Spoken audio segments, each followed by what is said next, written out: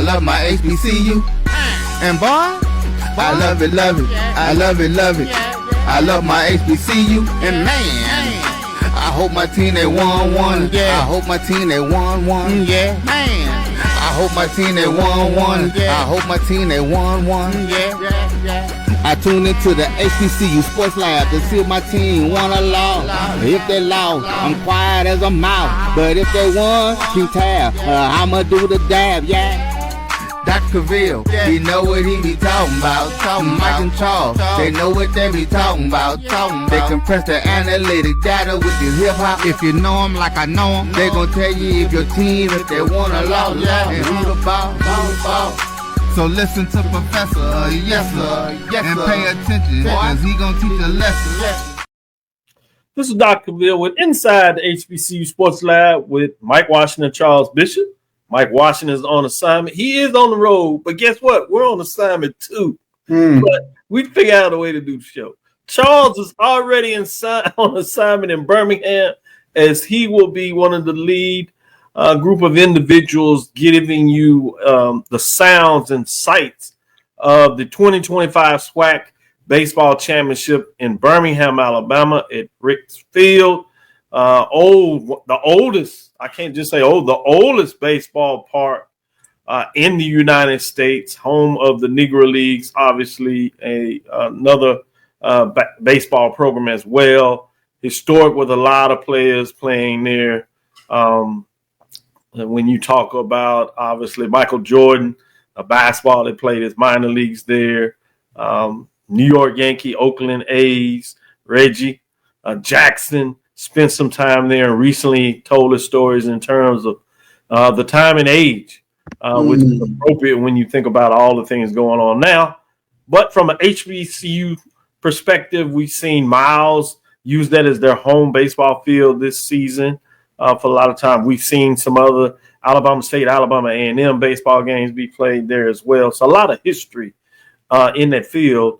As we open it up, let me say welcome to episode 662 of Inside the HBCU Sports Lab radio show and podcast, the show that's covering the sporting HBCU dash for all things HBCU sports for institutions large and small, from the NEIA to the NCAA. We share insights and information on the HBCU sports culture, HBCU athletic aesthetics to facilitate the story of HBCU athletic programs and the business of HBCU sports. I'm your host, Dr. Kenyatta, along with my co-host, Mike Washington and Charles Bishop. As I said, Mike Washington is on assignment. Eddie Drew is taking care of business. Brian Fulford is taking care of business. David Rhodes is taking care of business. All of them on assignment. So that means that Charles and myself are going to take care of business with you all inside the HBCU Sports Lab. But we're filming from our home studios. Not really. We're on the road. I'm in Chicago for the Black Student Athlete Summit. Excited to take part in that. We'll be in Birmingham, get down there on Thursday. I'll have to take a trip and get back to Houston, pick up my son Deuce, as we've been doing our annual trip to the SWAC baseball tournament. This is our 4th year. As school ends, we get together and do our trip, just the guys. We go baseball, we get a chance to laugh it up, check it up with his HBCU uncles and aunts as well, I should say, that love on him, and I certainly appreciate that while he really gets to see some baseball, including the players, his cousins, I guess you would say, or maybe slightly his uncles there as well. Coaches with a lot of respect with the way they treat all the young players around there, but particularly my son, as you would imagine. See in the background in the hotel, I got my little Sesame Street character going on back there, so take an extra glimpse of that, showing a little bit of love for Raymond. He'll put that together. With that being said, I want to shout out, as we always do, we're filming from the hotel, sending a signal live to KCWA's 1230 AM studios with the Texas Radio Hall of Famer, multi-Hall of Famer Ralph Cooper, in the beautiful home of Texas Southern University from Houston, Texas.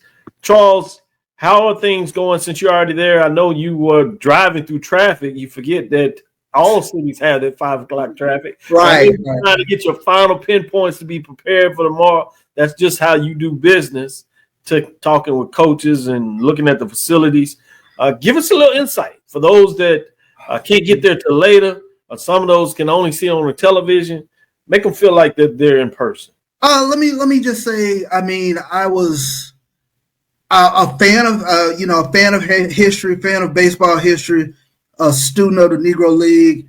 I mean, the nostalgia within this stadium, it just jumps out. It is beautiful to kind of walk through this stadium and just remember yesteryear and have reverence for that time period, and it looks like it seats, close to about 5,000 people, but you can just envision people dressed to the nines, and you see the pictures of people dressed to the nines in the background with baseball being played. It is immaculate for a history buff like myself to really just kind of take in Rickwood Field. The big columns they go around the stadium, kind of it reminds you of old Yankee Stadium or Ebbets Field or something of that architecture. But it's beautiful to watch, and then to see the pictures that they've laid out and the nostalgia from days gone past.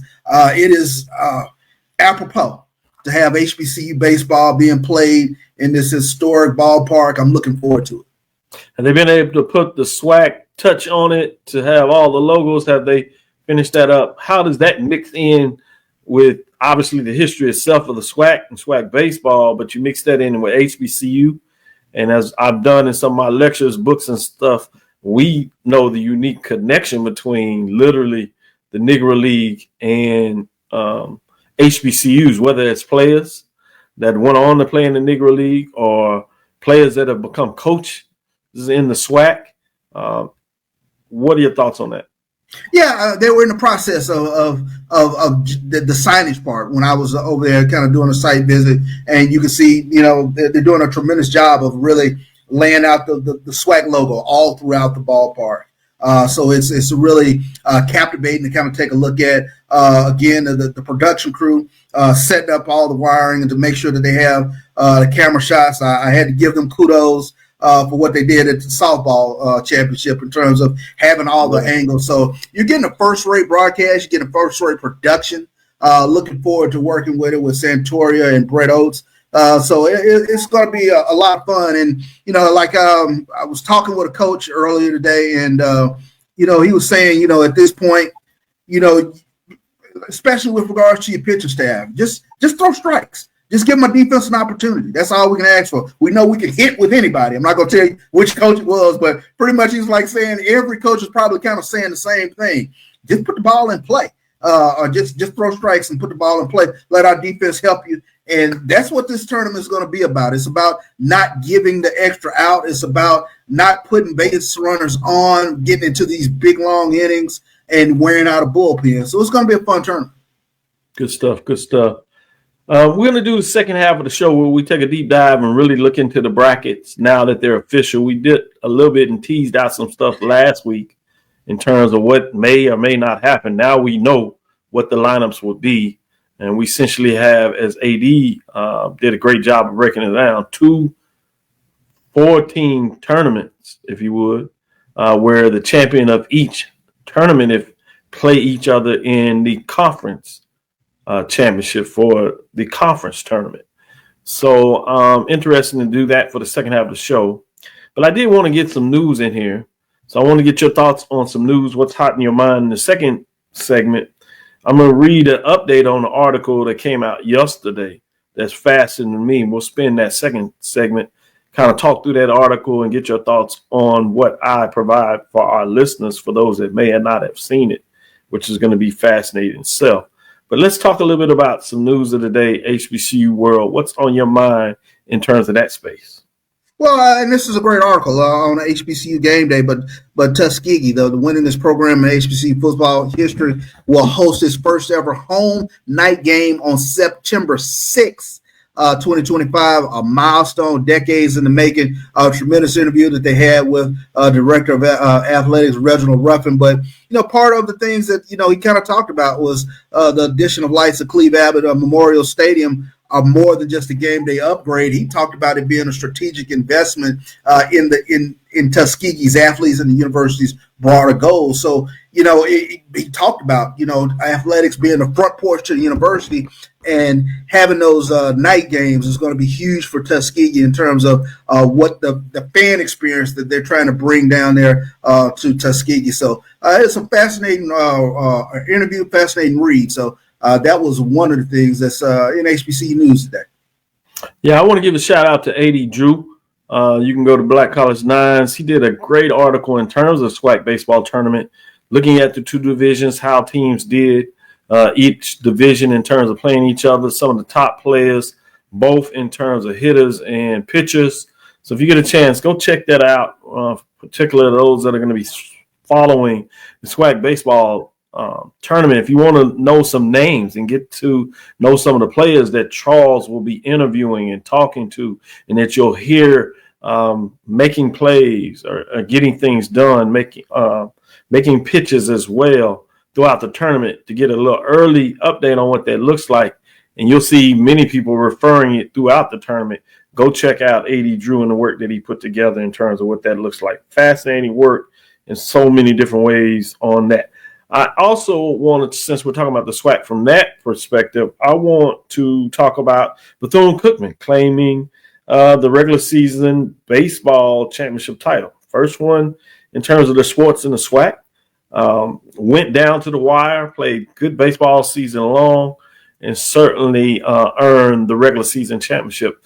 And as history would have it, this is the first championship without divisions since 1999, when the new SWAC first had expansion with Alabama A&M and UAPB coming back in as previously being a member as Arkansas A&M college, if you would. And so since that time, you think about it, there's been two division champions. So now you get the next iteration with the expansion. For a while, you had six division champions at the top of those six divisions doing it. And now you got one standing, and Bethune-Cookman will be ever stamped in the history in terms of 2025 of being the champions of the regular season. Now it's a different race. You got the mile race for the regular season, as I like to put it in an athletic term, and now you got the sprint. Two different ways baseball can be played. Obviously, you're rewarded in terms of going into the NCAA tournament for the relay, but both of them are important, and they're different ways of how you have to play the game. And, the good thing about the tournament format, it's a double whammy. So usually the best teams do find their way out of it. But at some point, when you talk about those top 2, 3, 4, maybe 5 teams, it gets interesting. Emmett Jones, yes, finally wins something. They do it in one of the big sports for those in SWAC that love baseball. If you get it done, obviously football is way up there for most.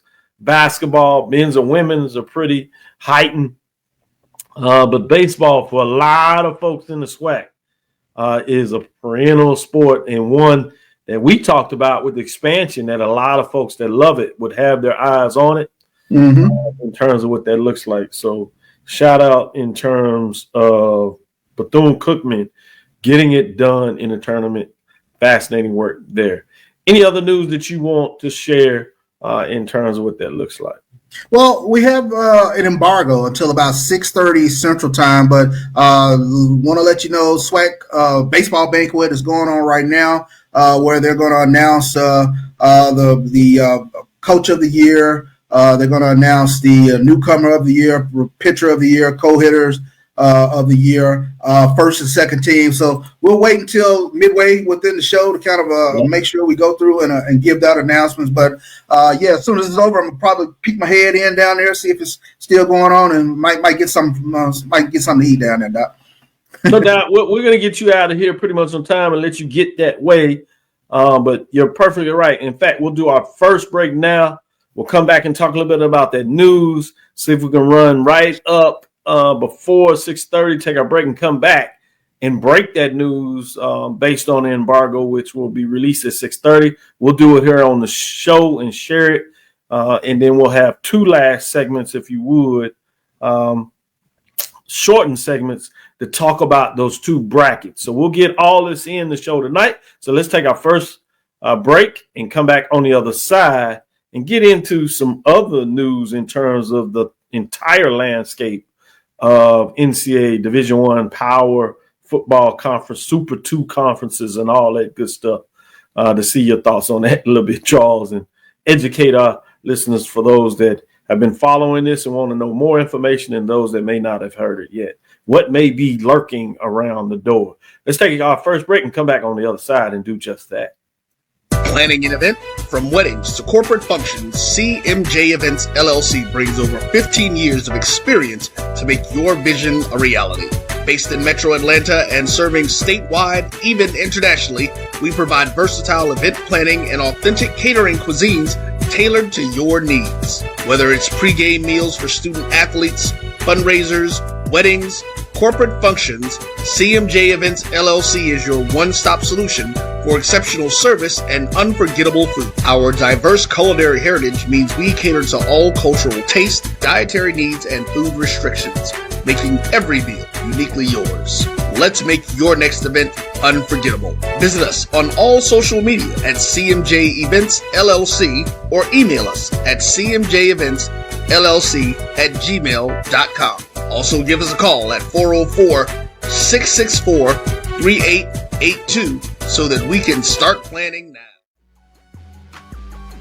This is the Dean of the College of HBCU Sports, Kenyatta Cavil of Dr. Cavil's Inside the HBCU Sports Lab with Mike Washington and Charles Bishop. Come mix it up in the lab where the course lecture is in session every Tuesday from 6 o'clock p.m. Central Standard Time on Facebook Live, YouTube Spreaker, or the BCSN app, as we discuss all things about the HBCU sports culture, including exploring the week that was in the sporting HBCU diaspora, as well as the upcoming week of HBCU sports. With me, the Dean, the College of HBCU Sports, on Dr. Cavil's Inside the HBCU Sports Lab with Mike Washington and Charles Bishop. Course lecture dismissed. You're looking for the latest information on Southern University sports, the Southwestern Athletic Conference, and HBCU athletics. There's only one place to go. Tune in to the Carlos Brown Show, exclusively on the Black College Sports Network. Thank you guys for what you do for HBCU athletics. This is a fantastic avenue for all of us. This is our ESPN, so we love what you guys do. Brian, AD, Roy, all you guys at BCSN. We really appreciate what it is that you guys do for us.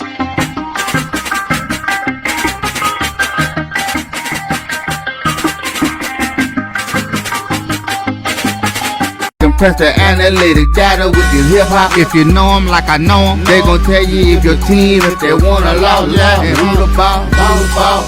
So listen to Professor, yes sir, and pay attention, cause he gon' teach a lesson. This is Dr. Ville with Inside the HBCU Sports Lab. Charles, check this out. Let me get your thoughts on this and see what our listeners think. Power conferences working on contract to bind schools to new enforcement rules with strict punishments. Schools not signing risk eviction from their conference per the deal, regardless of the state laws combating impending House settlement. So we know this House settlement, people believe it's going to go through. They've made some adjustments, so they're waiting on this. This is coming from Ross Dillinger of Yahoo Sports. He's been breaking these kind of stories for at least the last year and a half, some 2 years, some may even say going back to COVID to some direction, certainly since we've heard all this litigation from this pending summit. But on May 1st, and perhaps an intentionally quiet signing, Tennessee Governor Bill Lee scrawled his name across the bottom of a 6-page state bill, Tennessee State Bill number 536. Its details unearthed last week paves the way for state schools such as University of Tennessee. He says Vanderbilt, I guess you can be state school but not public, Memphis, and their affiliated collectives to break House settlement-related rules and prevent college sports' new enforcement entity from penalizing those schools.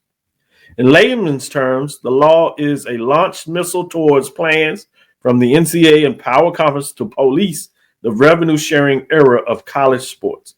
taking aim at the athlete's compensation cap, the severe penalties for rule breakers, and the policies that prevent phony booster-backed name, image, and likeness deals of players. But Power Conference executives have planned to combat such laws. Officials from the Big Ten, SEC, Big 12, and ACC are circulating a draft of a groundbreaking and first-of-its-kind documents intended to prevent universities from using their state laws to violate new enforcement rules, and in wholly stunning concept requires schools to waive their rights to pursue legal challenges against new enforcement entities. The College Sports Commission is what they're calling it. The document, now viewed by dozens of leading school administrators, would bind institutions to the enforcement policies, even if their state law is contradictory, and would exempt the CSC from lawsuits from member schools over enforcement decisions, offering instead a route for schools to pursue arbitration. I'll continue a little bit more here. The document, described as an affiliation or membership agreement, is not finalized, but a draft of the contract has been distributed to several school presidents, general counsels, and athletic directors, many of whom have expressed legal concerns with several of the document's concepts, which are now being redefined. This document is meant to be signed by all Power Conference schools, perhaps as well as others opting into the settlement, as a way to bind the group and provide stability around the enforcement rules. That includes most notably decisions from new Deloitte-run NIL clearinghouse, dubbed NIL Go, an entity expected to more strictly enforce booster pay. Finally, not the entire article, but I'll stop it here. The consequences for signing the agreement is steep, as school risks the loss of conference membership and participation against other Power League programs. They won't even play it. You have to sign it, say one athletic director who has seen the document, or we don't play you. Quote, end quote. Quote, also, as a condition of membership, you must comply with the settlement and enforcement, end quote, says a Power Conference president with knowledge of the document. Charles, let's start here first. What are your thoughts? I know this is fresh. You just read it, so it's a lot, I'm sure, churning. Yeah. I want to know, kind of how do you feel about what you just heard? Well, not putting your eyes on it, but hearing it. Let me back up and just so that we all can understand. What does opting in to this settlement, what does it mean actually? So opting in, as you heard the questions of people talking over the last couple of weeks, HBCUs, we've heard certain schools talk about opting in. That means you're opting into the agreement, first of all. You're also opting that you can participate in your institution, paying athletes from any money that comes into the institution athletically to help with NIL type financial restitution for institutions participating in athletics at your institution, as well as being governed by the rules, capping that at $20-some million, 22. Obviously, HBCUs, some of them opted in. That doesn't mean that they have to go to the maximum, but it means that they can participate in the framework. Now it's tightening up that you will need to opt in a lot of ways to even be able to play with these institutions. Now you're talking about those money games, potentially. Obviously, this is set for the power institutions to govern themselves and play with each other. But as it did say, that there's a potential in there. A lot of ways they're probably the G5s, but you do know there's some FCS matchups. So that's the play in this to some degree. As this rolls out, we'll get tighter definitions of what that looks like. But yes, opting in is the framework in terms of agreeing to the agreement that you want to participate at the highest level of what is FBS sports. So even if you're going to do the FCS things, you can still opt in because you're D1 in all other sports. So let me back up again. there was and I know that the commissioners at the HBCU conferences had went to Congress to lobby against this legislation, and so that's a good question. They lobbied against the framework and really lobbied for. I shouldn't say against. It was really lobbying for Congress to act to make sure that students were not labeled as employees. That's what they were lobbying for, and they were against anybody that was pushing the framework of college athletes being employees, which is something that you pointed out in another article that came across this from Chris Gardner. Shout out, he does some behind the scene works for the show and always keeps us informed on a lot of these issues that he sees in terms of where he does some work in his space at the Super 2 Power 2 levels. I like to call it, they call it the Autonomous 4 and the G6, it seems like now, in terms of how do you maneuver within those frameworks. That article talked about the fact that you're going to pay players in terms of this $22 million, but you don't want to call them employees. That's why you also have this same group of Super 2, Power 2, if you would, in terms of the 4, that are lobbying and now directly for the president to get involved, which he talks about signing another one of his Sharpie pens, and creating even more so a commission, which we hear with some great work that HBCU Sports did, talking about Nick Saban and what he's doing now in this big booster that donates billionaire from Texas Tech being the lead of this. So there's a lot of little sub parts of this, and essentially what you see, Charles, and then I'll get your opinion on this too, is you got a lot of these big players that want to control things that are used to controlling. So essentially you have power brokers fighting over how they see college sports at the highest level financially. When I say highest level, how it should be governed, run, and operate. Some people believe that these power autonomous institutions should have players that should be named employees. They should collectively bargain and set the standards and move from there.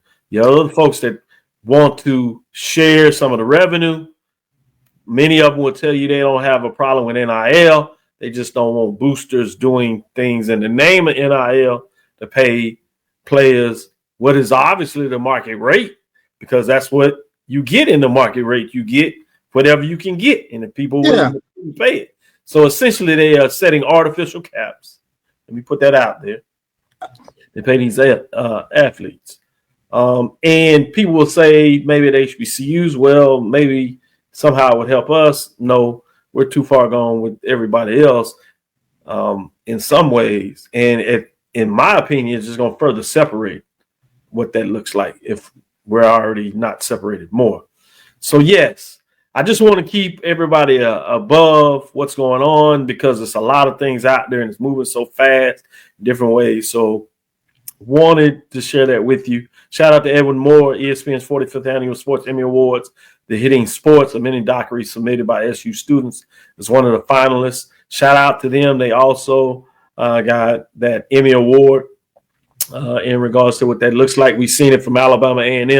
Want to make sure we show love. I've talked about that a couple of weeks ago, but good information. Further sharing that, because certainly can't share that enough. Shout out to the students that put together, got a lot of great work and very entertaining in terms of what those short films have been about. But sticking to this a little bit, I did want to put that out there so people could get a little glimpse of that. With that being said, let's take our next break, if you would. You can come back, and now you're going to be able to release the superlatives for the SWAC, and then we can get into some of these basketball matchups to get back to the action. But wanted to get that talk in there, so thanks for asking those questions so I could frame it a little bit about what's going on. And we'll have some time maybe next week as we kind of close up things to get a little deeper in that. I'm sure more information will be out there so to give us ability to even talk more fresh about that. So let's take our next break, come back on the other side, talk about these superlatives, and then we'll continue with the rest of the show as well. Planning an event? From weddings to corporate functions, CMJ Events LLC brings over 15 years of experience to make your vision a reality. Based in Metro Atlanta and serving statewide, even internationally, we provide versatile event planning and authentic catering cuisines tailored to your needs. Whether it's pre-game meals for student athletes, fundraisers, weddings, corporate functions, CMJ Events LLC is your one-stop solution for exceptional service and unforgettable food. Our diverse culinary heritage means we cater to all cultural tastes, dietary needs, and food restrictions, making every meal uniquely yours. Let's make your next event unforgettable. Visit us on all social media at CMJ Events LLC or email us at cmjeventsllc@gmail.com. Also give us a call at 404-664-3882 so that we can start planning now. This is the Dean of the College of HBCU Sports, Kenyatta Cavil of Dr. Cavil's Inside the HBCU Sports Lab with Mike Washington and Charles Bishop. Come mix it up in the lab where the course lecture is in session every Tuesday from 6 o'clock p.m. Central Standard Time on Facebook Live, YouTube Spreaker, or the BCSN app, as we discuss all things about the HBCU sports culture, including exploring the week that was in the sporting HBCU diaspora, as well as the upcoming week of HBCU sports. With me, the Dean, the College of HBCU Sports, on Dr. Cavil's Inside the HBCU Sports Lab with Mike Washington and Charles Bishop. Course lecture dismissed. Compress the analytic data with your hip-hop. If you know them like I know them, they gon' tell you if your team, if they want to law, and who the ball. So listen to Professor, yes sir, and pay attention, cause he gon' teach a lesson. This is Dr. Bill with Inside the HBCU Sports Lab. With that being said, Charles, take it away. Give us some updates. What you got, man? Yeah, let's take a look at the 2025 All-SWAC baseball team and some individual awards. Let's start off with the Coach of the Year. Coach Jonathan Hernandez from Bethune-Cookman. He is the Coach of the Year. Drum roll, Player of the Year is Cardell Thibodeau from Southern. Huge year for Cardell Thibodeau at Southern. Got it done. Yes, indeed. We got co-hitters of the year this year. From Alabama State, Juan Cruz, co-hitter of the year. And from Bethune-Cookman, Andre Martinez, he's co-hitter of the year. So those are your co-hitters of the year, Doc. Good stuff. Juan Cruz was what? Second in batting average to Cardell Thibodeau that was player of the year. Andre Martinez was second in home runs as Cardell Thibodeau was leading in home runs. Is that correct? Yes, it is. Yes, it is. Pitcher of the year, Eric Elliott from Jackson State. He's the pitcher of the year. I have to pull up his statistics, but he had a heck of a year. Last I had him was top of the conference. Eric Elliott was 2.85 in terms of ERA. He was, in terms of strikeouts, number 2 in the conference behind his teammate, Eric Gonzalez, who at the time had 86. Eric Elliott had 83. So certainly at the top of the conference in many of those areas. So, and in terms of wins, I have Eric Elliott in top 5. He had 6 wins in terms of the conference. So could see certainly where he stuffed the box in many areas. No doubt. He may have been able to get picked at the top of the conference. No argument for me thus far. Those folks are all leading, certainly could make a case. So keep going. Just wanted to give those kind of updates as you bringing it to the table. Good stuff, Joe. No doubt. Relief pitcher of the year, Giancarlo Zambrano from Bethune-Cookman.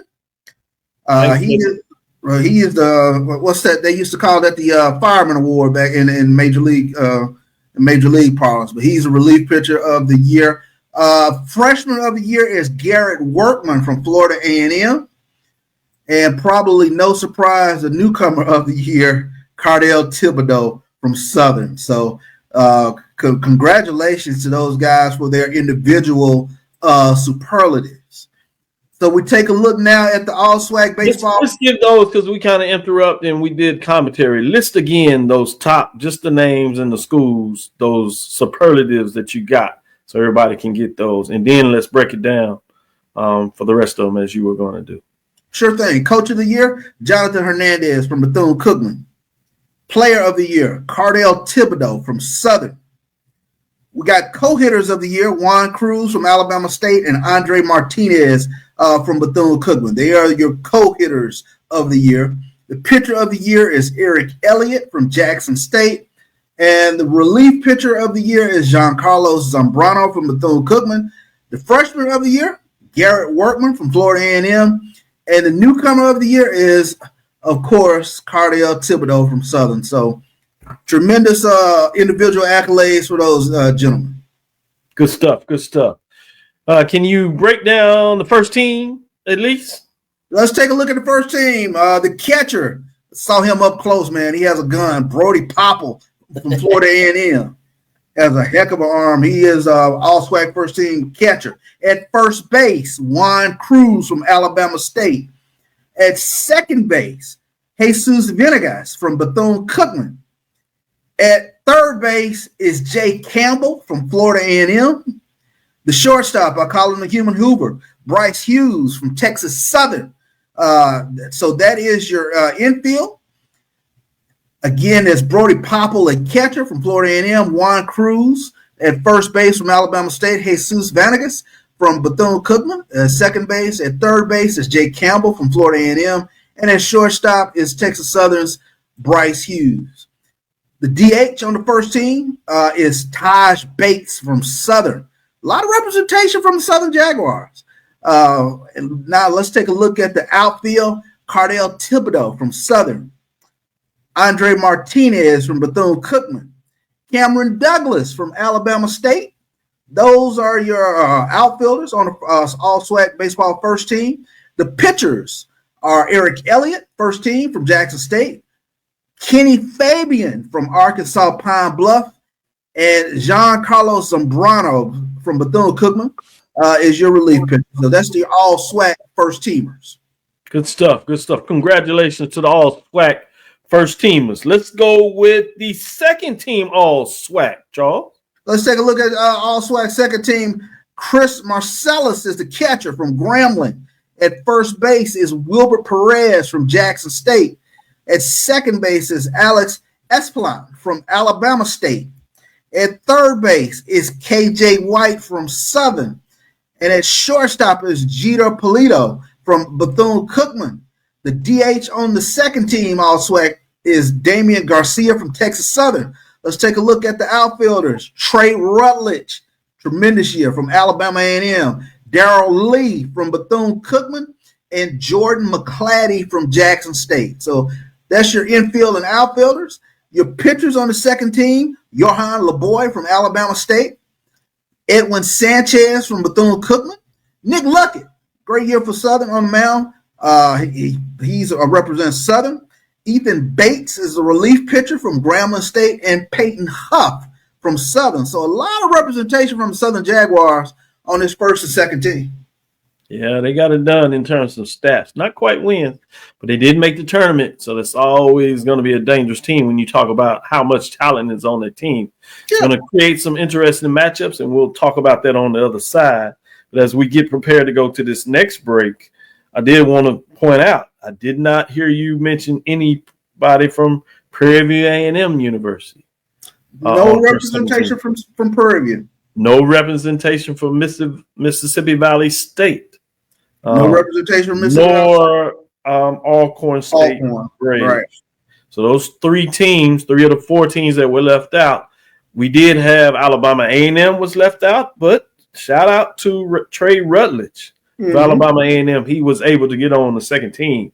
And boy, was he talented as he was third in the conference in batting average and third in terms of stolen bases.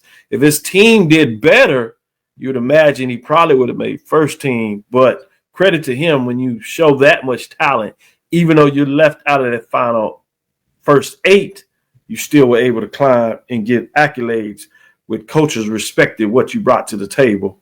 across the conference. So I want to give him a little shout out in terms of showing out there. Everybody else made the tournament, had some type of representation. I believe, everybody else, I believe, got on the list in one form or fashion. With that being said, let's take our next break and come back on the other side. We'll talk a little bit about Bracket A. Stick with us. We'll be right back after this break. Let's face it, shopping for insurance can be time-consuming. That's why when it comes to your auto, home, and life insurance needs, make things simple and trust the experts at Allstate. They will help you get the coverage that fits your needs while helping you bundle your life, home, and auto policies. Bundling saves you money, sure, but it also saves you time, so you can enjoy the things that matter most even more. Contact me, Tammy Haynes, your local agent, for a free personalized insurance quote. Allstate, are you in good hands? There's a shot. To right. It could be. Right field. Grand slam. What a shot. That's how you get hot, young fella. Thank you guys for what you do for HBCU athletics. This is a fantastic avenue for all of us. This is our ESPN, so we love what you guys do. All you guys at BCSN, we really appreciate what it is that you guys do for us. Are you hungry for authentic Caribbean food? Like jerk chicken, oxtail, red snapper, shrimp, tofu, and rasta pasta? Well, find your way over to Mango's Caribbean Restaurant, 180 Auburn Avenue, right next to Royal Peacock in downtown Atlanta. Them belly full, but we hungry. Mango's Caribbean Restaurant, open daily from 11 a.m. to 10 p.m. And on Friday and Saturday, we're open till 4 a.m. Come to Mango's and put some spice in your life. Oh, we've got a good thing going. Mango's Caribbean Restaurant, 180 Auburn Avenue, right next to Royal Peacock in downtown Atlanta. For more info or directions, call 404-698-3992 or log on to mangoscaribbeanrestaurant.com. For instant coupons, text MANGOS to 313131. Tell your mama hungry, papa hungry, brother hungry. Mango's Caribbean Restaurant, authentic Caribbean cuisines. Open up the door. Tell them. Greetings, staffers. My name is Roland Austin, and I'm one of the directors at the 1876 Athletic Foundation. The 1876 Athletic Foundation was formed to promote the success of all 343 student athletes. Our overall goal is to fund scholarships for all of our student athletes. We ask that you help us in achieving this goal by donating to the 1876 Athletic Foundation via the QR code below or 1876.foundation. Your generous donation will help us continue to assist the needs of all of our Panther athletes. Thanks, and go Panthers. Compress the analytic data with your hip-hop. If you know them like I know them, they gon' tell you if your team, if they wanna lose, and who the ball. So listen to Professor, yes sir, and pay attention, cause he gon' teach a lesson. This is Dr. Cavil with Inside the HBCU Sports Lab with Mike Washington and Charles Bishop. Charles Bishop, let's talk about that Bracket A. What are your thoughts in terms of this matchup where you get 1 versus 8 and then 3 versus 6, which is interesting. We did kind of catch this last week. Traditionally, when you think about brackets, you usually look at the top seed versus the lowest seed. Well, we get that, 1 versus 8. But you think about a tournament proceeding with the highest seed always winning. Mm-hmm. So traditionally in an 18 bracket, you would have 4 versus 5 also in the same bracket of A, which means you project that number 1 seed would move forward and the 4 seed would win. So you get a 1 versus 4. Not the case in this week. We'll see what that means, how it plays out. Double elimination, so it's kind of fascinating. So with that being the case, instead of getting a matchup that would feature Arkansas Pine Bluff, you actually get the 3 versus 6, which is Alabama State and Jackson State. Well, again, let me say that is the Bethune-Cookman and Texas Southern, 1 versus 8, 3 versus 6, which is Alabama State and Jackson State. Starts off Wednesday, tomorrow morning. Charles will be up and early, getting his breakfast and ready to go for a long day at the ballpark. Long day. With that being said, let's start it off and give some of your insight. I know you can't share all your stuff that you're going to share tomorrow with a lot of folks, but you can give us some thoughts today going in tomorrow. What are you looking for in terms of these matchups? And before you do that, the first question, do you see any advantage that you see or disadvantage the fact that you got 1 versus 8, 3 versus 6 instead of 1 versus 8 and 4 versus 5?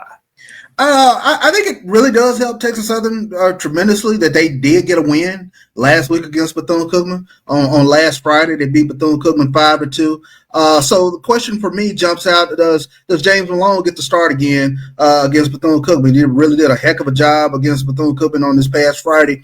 Won 6 2/3. Really kept Texas Southern in the game. It was 2-0 going into, if I'm not mistaken, the 8th inning when Texas Southern kind of exploded in the 8th inning and put up 5 runs. But it'll be very interesting. I was around, happened to show up at the field when Texas Southern was getting their practice swings in and getting some fielding in, but very loosey-goosey bunch. They're kind of excited to go in tomorrow to take on kind of the big bad Bethune-Cookman Wildcats. So that'll be a very interesting matchup. Although, like I said, Bethune-Cookman, they took the series. It took 2 out of 3 from Texas Southern, but that win kind of boosted the spirits, if you will, of Texas Southern, because they were really struggling for a second or two. Tough matchup for Jackson State, taking on Alabama State in that 3-6 matchup, because when you take a look at that, I think Bama State is 3-1 this season against Jackson State. So tough matchup going up against Johan LeBoy, one of the better pitchers in the SWAC. So it's, to me, Jackson State is one of the more dangerous teams. They do a lot of things really well, but the question comes down to, can they do it in a timely fashion? So, they got some boppers, they got some speed, they got good pitching, but can they put it together when they really need to put it together against Alabama State? Good stuff. Let's go stay the course, and let's say the top seeds win, so you get 1 versus 3 on Thursday, which would be Bethune-Cookman versus Alabama State. And then that means you would get the loser bracket game, which would feature Texas Southern and Jackson State. Let's take the first one, Bethune-Cookman and Alabama State. If it goes that way, what are your thoughts in terms of early matchups in that second day affair? I still like Bethune-Cookman's pitching. They probably have what I would think would be one of the better staffs going into this game. If they get the win coming out of they get the win versus Texas Southern, and don't really have to reach into their bullpen a lot. I like them going in, as they kind of progress through the tournament in terms of just having quality arms that can kind of stymie offenses. I like our logo there. It looks like the championship is Dr. Ville's HBCU in terms of what they're playing for. Not to be, maybe not. But anyway, since you talk about that, that means you would have a Texas Southern Jackson State. This is interesting. They used to open up the season a couple of years ago, Texas Southern going to Jackson State to play there to open up things. Since the Cactus Jack Classic, you might see them in part of those games, but it's not to open up the season in Jackson. It's here in Houston over a 3-day period. What do you see, nevertheless, what do you see in that matchup? Jackson State is a little bit of a dark horse for me in terms of what they can do. They made their way to the championship game last year by, and I know Coach Omar hates to hear me say it, but when they play small ball and they got runners moving all over the place and they make the defense make throws and things of that nature, they can be a kind of a tough out to deal with. So I from what I've seen this season from Texas Southern, they have been prone to giving you the extra out, things of that nature where an inning can kind of balloon. And that's the thing that kind of concerns me most in terms of watching what Texas Southern can do in this tournament, whether they can, keep guys off base, especially with regards to the pitching, not have too many walks or things of that nature. But more than anything, not give teams an extra out. Jackson State is one of those teams that can really exploit that, because they're going to start bunting the ball and they're going to start making you make plays in the infield and things of that nature. And if you're not on your defensive toes, they can run you out of an inning fast. Good stuff. Good stuff. So let me ask it this way. Do you go with the favorite as number 1 seed Bethune-Cookman coming out of this or somebody else? I like Bethune-Cookman. I think they're a favorite for a reason. Number 1 seed for a reason. We always talk about Bethune-Cookman pitching, but they can beat the cover off the ball as well. They're one of the better hitting teams that we've seen. You see Andre Martinez, one of the top sluggers in the conference. So they're not a team that you can sleep on offensively. Like I said, they've had a tremendous season, and like I said, we have a tendency to always talk about how good a pitching that they have, but they can put up some numbers as well from an offensive standpoint. That's true. Go back a little bit. We did say if the winners come out, you get the 1 versus 3, which would be Bethune-Cookman and Alabama State. They did have the series. It was in Daytona. It was one of the closest series matchups that I anticipated watching. It was for first place, essentially. That was a couple of weeks ago. Bethune-Cookman swept Alabama State, but those games all went to the end. The first 2 games were 1 run. Even the third game, which ended up being a 3-run game, I believe, maybe 2. But it was a 1-run game until the 8th inning, where you had Bethune-Cookman get a 3-1 inning to go up 4 runs, I think it was, as they were just up 1. But even in that game, it was important for them to get those extra runs because, like what happened in the other ones, in the top of the 9th, Alabama State was able to scratch 1 in, but it wasn't not because they put extra runs, and so they went through it. Jackson State and Texas Southern is always interesting, so it'll be fascinating to say with that. If you had to say an upset came out of bracket A and it was not Bethune-Cookman, which of the other 3 you saying would be the team that you see doing upset and somehow coming out of bracket A? Jackson State. Okay, good stuff. Good stuff. I can see that. Well, let's take our next break. We'll come back on the other side. For our final segment, we'll look at bracket B and break down that bracket. Stick with us. Be right back after this last break. Since 2002, Empowerment Resources, Inc., a nonprofit organization, has empowered more than 1,500 youth and adults in Duval and surrounding counties. Through its programs, Journey into Womanhood, Girls Mentoring, Life Skills for Teens, and Parenting Education Coaching. To get involved with programs, volunteer, or donate, visit www.empowermentresourcesinc.org. Follow us on social media, facebook.com/empowerment.resources and instagram.com/empowermentjax. Compress the analytic data with your hip hop. If you know them like I know them, they gon' tell you if your team, if they wanna law, and who the ball. So listen to Professor, yes sir, and pay attention, cause he gonna teach a lesson. Charles, we got a little bit of the rivalry up here. I have both my biases to make sure I'm in play. Both Texas Southern and Prairie View, you see on this side here. So a little bit of that Labor Day Classic, man. Getting ready for that Labor Day Classic. You know I was going to sneak a little bit of football in there for you. Y'all tell me I got to find a way to do it. It'll be here before we know it. Are you right? Because we be back in Birmingham. This one will be for the media day in July. With that being said, let's jump back into it and get into this bracket B. Things get interesting over here as well. When we talk about bracket B, your number 2 seed is out of the state of Florida, which is Florida A&M Raleigh. So you have teams that have won some championships in this bracket recently. When you think about it, you have last year's champion Grambling State and the year before's champion Florida A&M. Boy, I tell you, Southern that has had a lot of champions. The only one that hasn't got it done is Arkansas Pine Bluff, but they could be the spoiler. With that being said, 2 versus 7.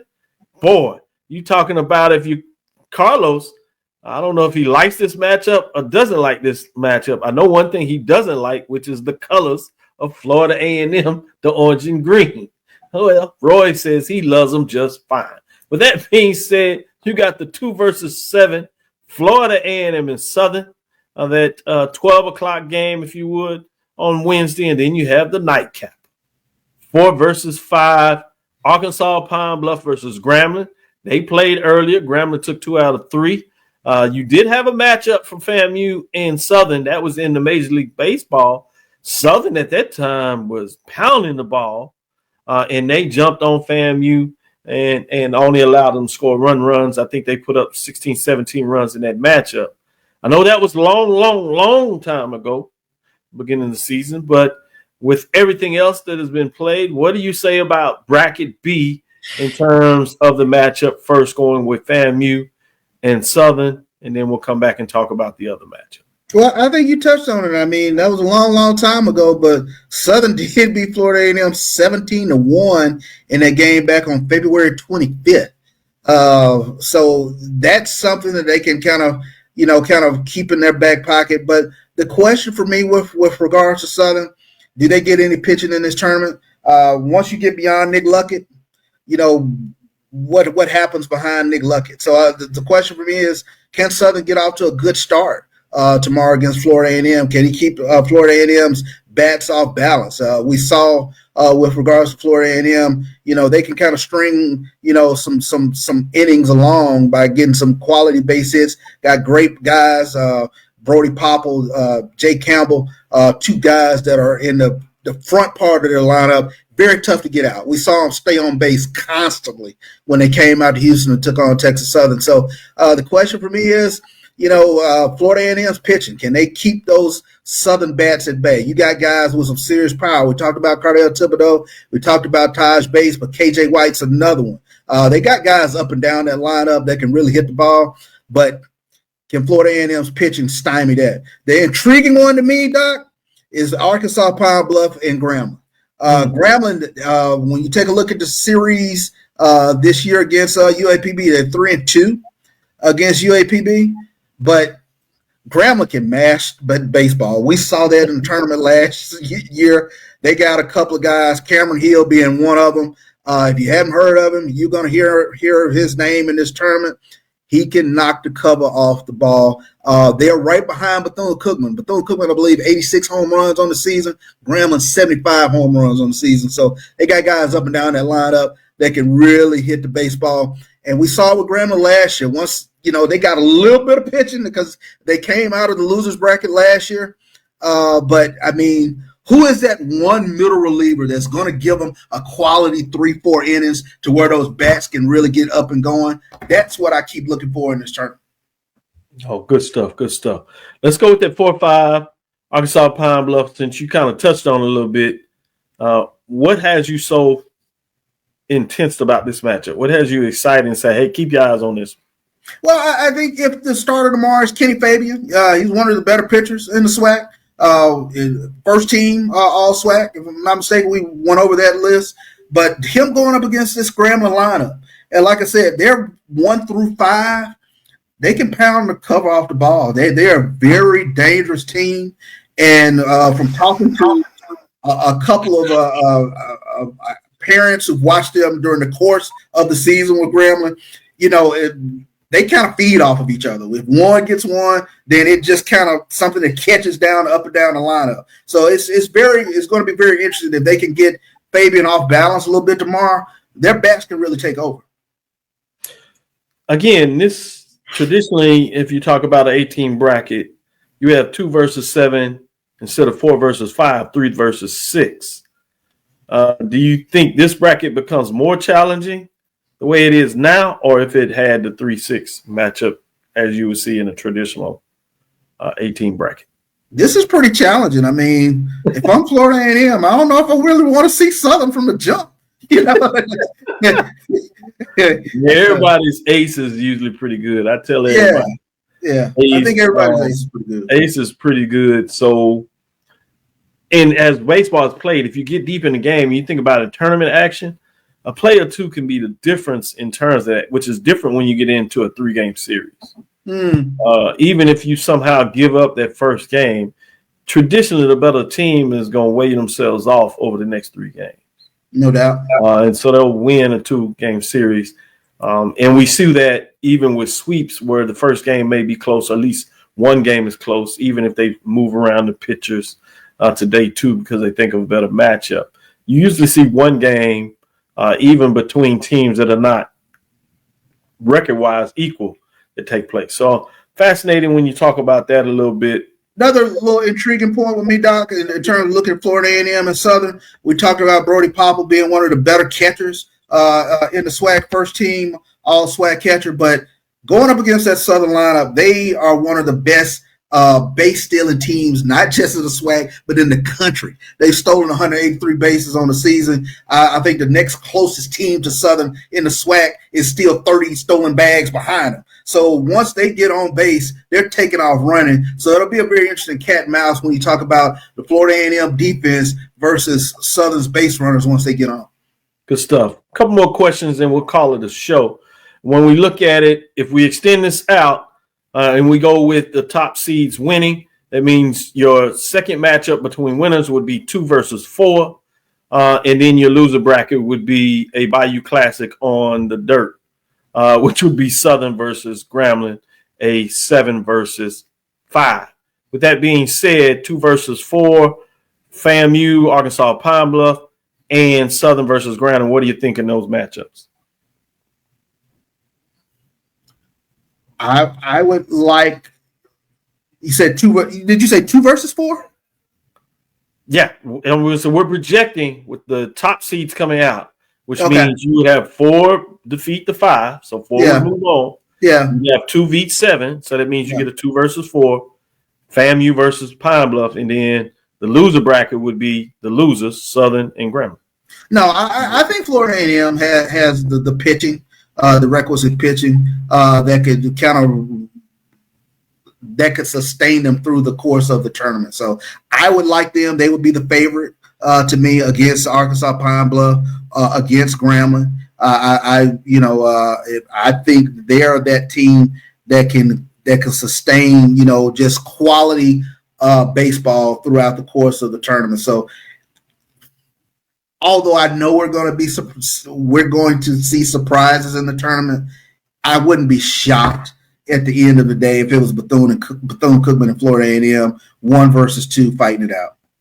All right, so let me get you out of here on this last one. It sounds like you see FAMU coming out of the bracket, but if FAMU doesn't come out of the bracket, who's the other team that you say between Grambling, Southern, and Pine Bluff? Who's the other team that would come out and face a Bethune-Cookman or a Jackson? Grambling. Okay. Grambling is a team I keep an eye on. You see it going to the top seeds. We would get a all Florida matchup. Bethune-Cookman number 1 seed against the number 2 seed FAMU. If you get the upsets and it plays out with both upsets in each division, you get a rematch of last year's champion with the Louisiana-Mississippi rivalry, Jackson State and Grambling. I could go for either one of those in the champions, but we'll see how it plays out. With that being said, let's close it up in terms of the matchup and let you get out of here and see if you can get back over there to the tennis and give us some updates. We'll see what we're going to do on Thursday. We'll be there. If we can find facilities and ability to do the show, we'll do it, working with A.D. Roy. But they'll be moving around. We'll see how that looks like. So we'll try to bring you something on Thursday, but be aware that we live, so we might not be able to do that depending on how the arena is and whether we can get Ethernet and all that kind of stuff. With that being said, thank you for listening inside the HBCU Sports Lab. Make sure you share our podcast with your friends and colleagues. There will be no independent show this Wednesday, but they look to get back into the mix next Wednesday. Give you a little update there as well. I am the Dean of HBCU Sports. That's Dr. Kenyatta Cavil, coming from inside the lab in the College of HBCU Sports with Mike Washington, Charles Bishop. Again, we want to thank you for listening to Dr. Ville's Inside the HBCU Sports Lab with Mike Washington, Charles Bishop every Tuesday and Thursday, 6 o'clock Standard Time. We'll see if we can get back to you on Thursday to give you that update. Shout out for the lab listener to talk about my bucket hat. Shout out in terms of, do a little bit of traveling here and there. We find a way to get around. All things was in Las Vegas on Friday for all that stuff. Sometimes you got to find a way to make moves and get things done. Got some good trips for this summer as well. So we'll keep you updated in between the work. See if I can get back out to the Caribbeans and the Bahamas. You know how I like to play in the sand, Charles. With that being said, we look forward to next week as we discuss the latest news in the labs. Follow me, Dr. Kenyatta Cavil. That's DrKenyattacavil. That's Threads, Facebook, and Instagram. Inside the HBCU Sports Lab on Facebook and YouTube. Dream big and continue to move forward. We will talk with you soon. Charles? Of course. Roy? Lecture. Dismissed. I like it. He pulled out the hat.